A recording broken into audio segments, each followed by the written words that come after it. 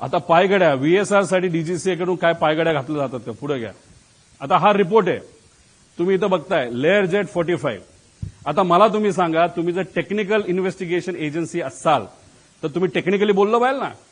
कॅमेराचं काय आहे, त्याचं पिक्सल किती आहे, डिटेलमध्ये बोललं पाहिजे. पिक्सल कॅननचा कॅमेरा आहे तर कॅनन 1 आहे का 2 आहे का, नाहीतर मोबाईल जो वापरला, जो तिथं मर्डर सीनवर मोबाईल जो सापडला तो आयफोन 17 आहे का 16 आहे का 15 हे तुम्हाला सांगावं लागेल.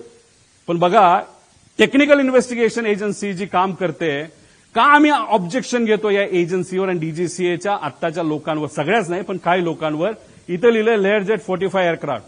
हे लेअर जेट 45 एअरक्राफ्टच नाहीये, हे लेअर जेट 45 कुठे रे XR हे विमान आहे. हे आहे लेअर जेट 45 जे अजून सुद्धा उडते. हे 1 स्टेप पूर्वीच आहे आणि हे विमान आहे अजितदादांचं. हे आहे XR. हे अमेरिकेतून बाय केलं होतं. पुढे मी तुम्हाला डिटेल्स देतो. म्हणजे एजन्सी, कालचा रिपोर्ट तुम्ही वाचून बघा डीजीसीएचा, त्याच्यामध्ये सुद्धा त्यांनी लेअर जेट 45 दिलंय. फक्त आम्ही म्हणतोय XR आहे आणि ते खरंच XR आहे. हे वेबसाईट ही त्या व्हीएसआरची वेबसाईट आहे आणि अमेरिकेवरून ते विमान घेतलं, त्याचे डिटेल्स पुढे जाऊन बघितले ते सुद्धा XR आहेत. म्हणजे तुम्ही टेक्निकल एजन्सी असताना, तुम्ही टेक्निकल इन्व्हेस्टिगेशन करत असताना तुम्ही जर मॉडेलच चुकवत असाल तर तुमच्यावर आम्ही विश्वास कसा ठेवायचा. मोठ्या नेत्यांनी सांगितलंय की रोहित पवार असं ऑब्जेक्शन घेत नाही. काल कुठला तरी इथला एक मुंबई पुरता मोठा नेता का छोटा नेता त्यांनी सांगितलं की का ऑब्जेक्शन घेत, याच्यासाठी आम्ही ऑब्जेक्शन घेतोय.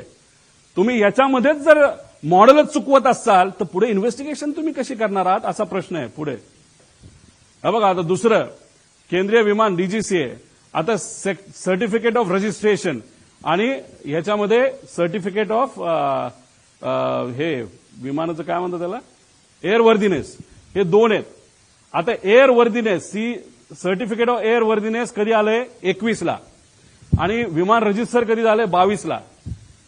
म्हणजे काय केलं, आधी गाडी घेतली, त्याचं सगळं पीएसयू वगैरे केलं, सगळं करून टाकलं आणि नंतर ते रजिस्टर केलं. तसं विमानाचं